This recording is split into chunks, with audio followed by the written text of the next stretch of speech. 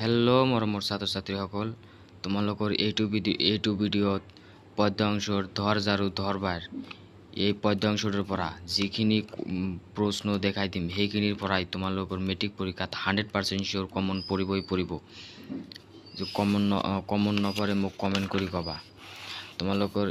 তোমালোকে এতিয়া 106 নং পৃষ্ঠা বাহিৰ কৰি লোৱা। 6 নং পৃষ্ঠাৰ পৰা চাবা। তোমালোকৰ প্ৰশ্ন কৰিব যে অম্বিকাগিৰি ৰায়চৌধুৰী কেতিয়া আৰু ক'ত জন্ম হৈছিল। তোমালোকে উত্তৰ লিখিবা। অম্বিকাগিৰি ৰায়চৌধুৰী 1885 চনত বৰপেটাত জন্ম হৈছিল। তাৰপিছত অম্বিকাগিৰি ৰায়চৌধুৰী অসম সাহিত্য সভাৰ কোনখন অধিৱেশনত আৰু কেতিয়া সভাপতিত্ব কৰিছিল। তোমালোকে উত্তৰত লিখিবা 1950 চনত অসম সাহিত্য সভাৰ মাৰ্ঘেৰিটা অধিৱেশনত। মোষ্ট ইম্পৰ্টেণ্ট ৰে, তোমালোকে এইটো চাবা। মোৰ ভিডিঅ' ভাল লাগিলে মোৰ চেনেলটো ছাবস্ক্ৰাইব কৰি দিবা। ইয়াৰ পিছত তোমালোকে এইখিনি চাবা। অসম কেশৰী কোনখন কবিক অসম কেশৰী কবি বুলি আখ্যা দিয়া হৈছিল। তোমালোকে উত্তৰত লিখিবা অসম কেশৰী বুলি কোনখন কবিক জনা যায়।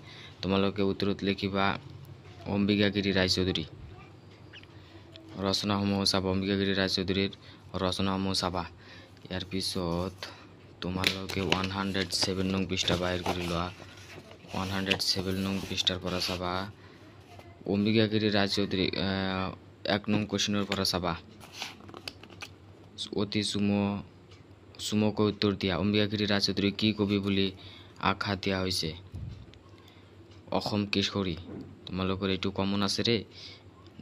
ঘ নংটো চাবা। জাতিৰ জীৱন মনোহাৰ কৰিবলৈ কবিয়ে কি বেশেৰে ঝাৰু ধৰিবলৈ কৈছে। ঘ নংটো চাবা। কবিয়ে চাই থাকোতে মুখ কিহেৰে ভৰি পৰিল বুলিছে। তোমালোকৰ যদি এনচাৰ লাগে মোক কমেণ্ট কৰি ক'বা। তোমালোকৰ মোৰ এনচাৰ সহ আপলোড কৰি দিম মোৰ ইউটিউব চেনেলত। ইয়াৰ পিছত 2 নংটো চাবা। হল হবে তোৰ সময় জাতিৰ যে ঝাৰুদাৰ ভাই। ইয়াত কবিয়ে কি কাৰণে ঝাৰুদাৰ হোৱাৰ সময় হ'লহি বুলি সখিয়নি দিছে। তাৰপিছত 3 নংটো চাবা। তাৰপিছত 4 নংটো চাবা। ধৰ জাৰু ধৰ বাই কবিতাটিৰ মূল ভাৱ লিখা। তোমালোকৰ এইটো এটা ট্ৰিক কৈ দিওঁ। তোমালোকৰ এইটো চেপ্টাৰৰ পৰা ধৰ জাৰু ধৰ বাই কবিতাটিৰ মূল ভাৱ পঢ়িবা। এই মূল ভাৱটো তোমালোকৰ যিকোনো এনচাৰ আহিলে 2, 3 যিকোনো এনচাৰ আহিলে তোমালোকে মূল ভাৱটো লিখি দিবা। মূল ভাৱটো লিখি দিলে তোমালোকৰ এনচাৰ হৈ যাব। তোমালোকে কাৰেক্ট শুদ্ধ হ'ব। ব্যাখ্যাটো চাবা। 5 নঙৰ খ নং ব্যাখ্যাটো চাবা। ক নংটো চাই থবা। 6 নংটো চাবা। ধৰ জাৰু ধৰ বাই কবিতাটিৰ মাজেৰে কবি ৰায়চৌধুৰী স্বদেশ প্ৰেম ভাৱ কিদৰে প্ৰকাশ পাইছে। তোমালোকৰ এইবাৰ কমন আছে ৰে। 6 নংটো 100% চিয়ৰ আহিব। নাহিলে মোক কমেণ্ট কৰি ক'বা। তাৰপিছত 1 নংটো চাবা। 2 নংটো চাবা।